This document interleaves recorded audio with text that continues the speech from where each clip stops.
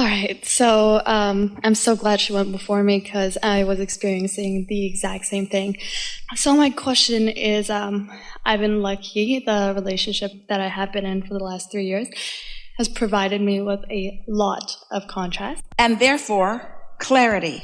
And clarity is a really big prize, isn't it? It's amazing. Yes. And I'm so happy that now I know exactly what I want. So the thing I think So when you know exactly what you want, are you feeling like you're going to have to go someplace else to get it? yes. Because you don't have belief in the universe providing it right where you are. So is that your partner's failing or yours? Mine. And failing's too strong a word, but we just thought we'd get that out there in the beginning. Thank you. So I feel like the thing that is holding me back. You know how you find a perfect partner? How? By thinking your current partner is perfect.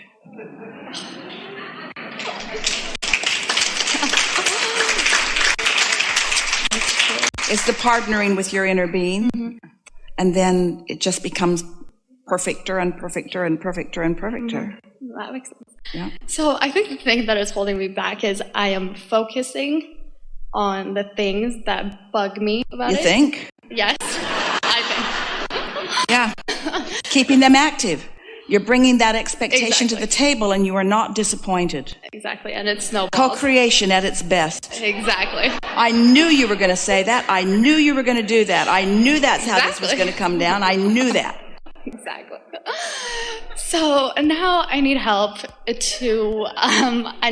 because I need to learn how to focus on other things.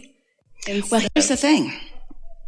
Law of attraction won't let you all of a sudden stop thinking what you've been practicing and start thinking something else. So you have to go general. You have to get really general. So in the middle of seeing something that you don't like, you've got to talk yourself off the ledge by getting general about it. That helps, but that only helps a little bit, but it does help. Or when you go to sleep at night, you could acknowledge, while I sleep, all momentum will stop. And when I wake up, I can start fresh. That helps a lot. That's really a big tool of understanding. And then the next is, when you meditate and quiet your mind altogether, as your vibration rises and you find the vibrational equivalency of your inner being, now you're going to receive thoughts of how your inner being knows that you are dovetailing with this relationship. You see what we're getting at?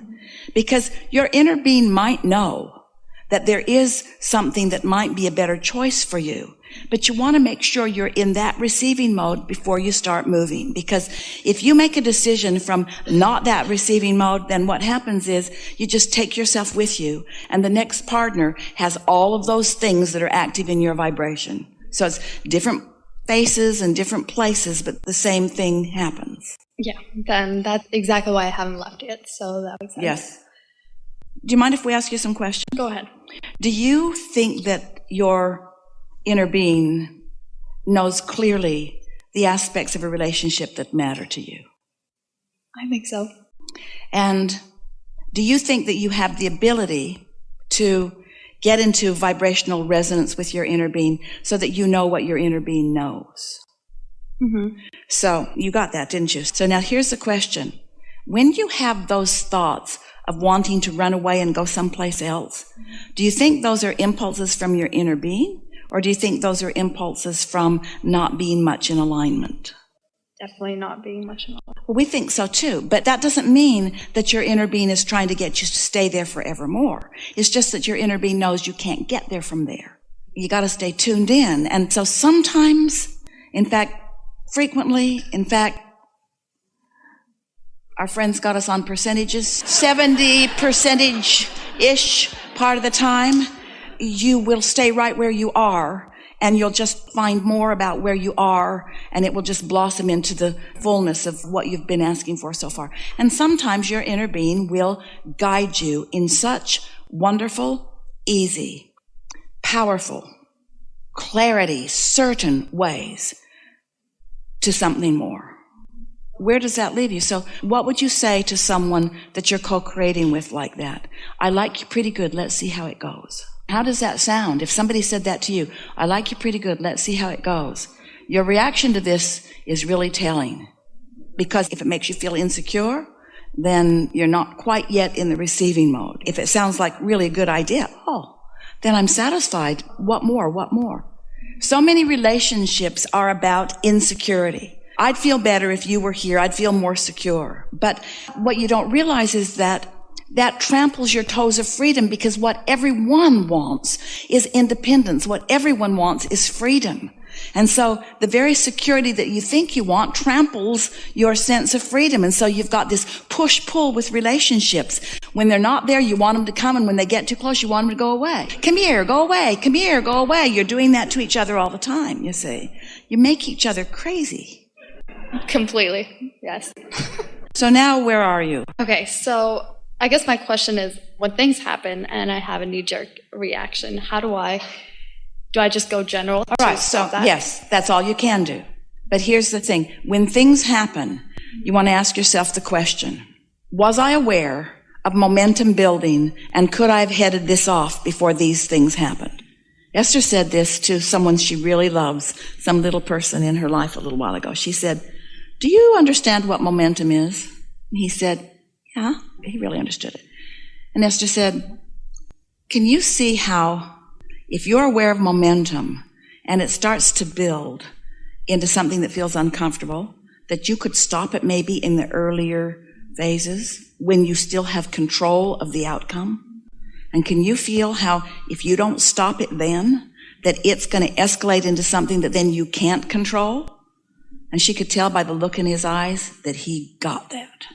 You have so much control when it's subtle, and no control when it gets bigger. And so it's all about what you're doing when you're not rendezvousing. That's what matters more. It's all about your relationship with who you really are. If you're concentrating on your relationship with who you really are and reaching for thoughts on all subjects that feel good, then you're in the right place at the right time. In other words, don't ask anyone to be so perfect that you can just bungle around and be in any state of being, and when you get there, they'll make you feel better. Don't ask for something that ridiculously impossible. Instead, what you want to say to anyone that's important to you is, don't you stand on your head for me. I've got control of my alignment. My happiness depends only upon that. You're off the hook. And if you could say that and mean that, every relationship would be so delicious. Nobody could rattle your chains. Nobody could shake you up. You would accept everything as your responsibility. And of course, you're going to observe things. You're going to have knee-jerk reactions to things. But your knee-jerk reactions can be much softer from your place of consistent alignment. So when something happens, you deserved it. Because you got ready for it. So Esther will say, when she first started catching on to this and something really wonderful would happen, she would say, I did that. And when something not so wonderful happened, she'd say, I did that. Taking ownership of your point of attraction is the only place that freedom ever comes from. And complimenting yourself on how well you're doing. Yes? One last thing is, how do you know you're on the right life path? Like, can you get off of it? The right life path is alignment with my inner being who knows everything about my life.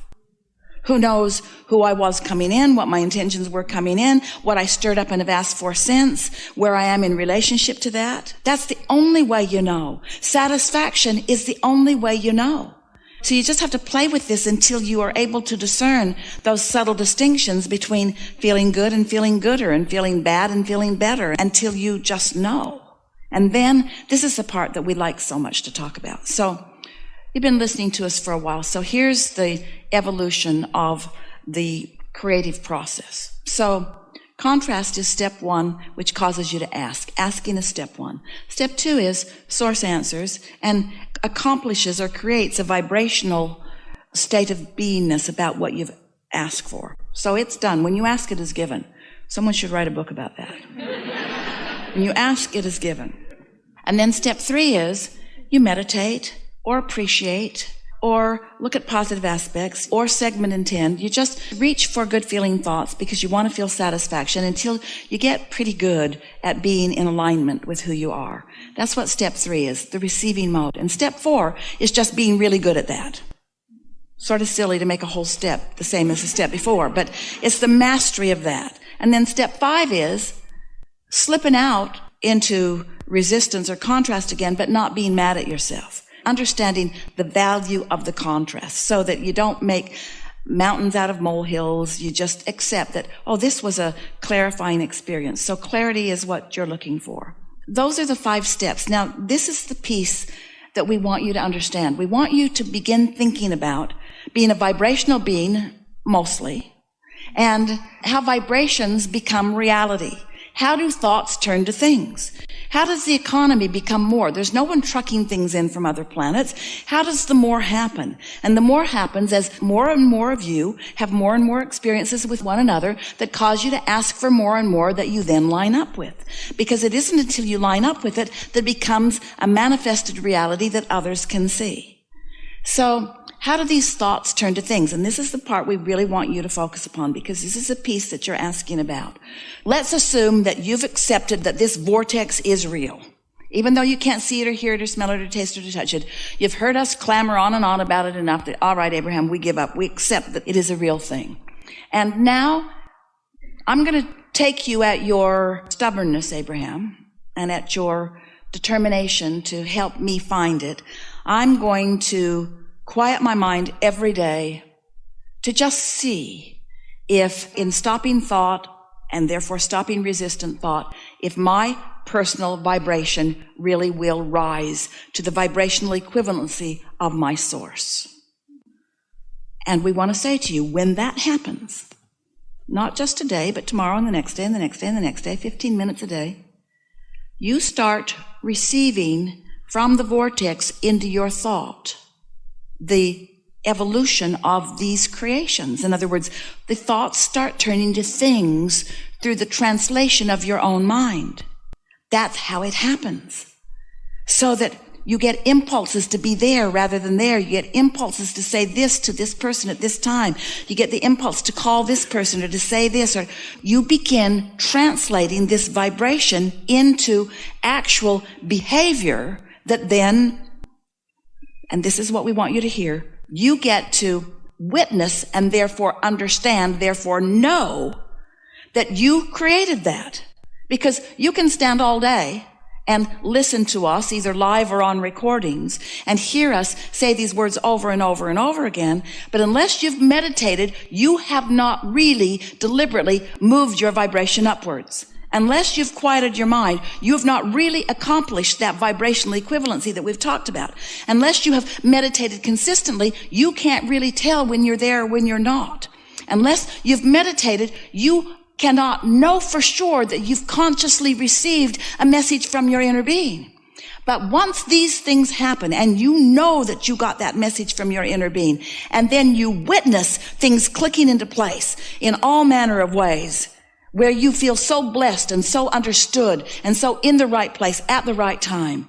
Until you do that, then these are just words that you might trust because we're consistent, but you haven't shown to yourself because words don't teach. It's only life experience that teaches. So it's your personal witnessing of your reception and your personal witnessing of your translation of the vibration to the thought. Oh, and when that happens, when you get that thought, no matter what it's about, whether it's about moving furniture or whatever it is, and you know you didn't think that thought because you weren't thinking that thought. That's not something you've been talking to anybody about. It's not any momentum that you had going. It's momentum in your vortex that came purely out of your vortex and right into your mind. When that happens the first time, then you got to know, I can be or do or have anything that I want. Yeah.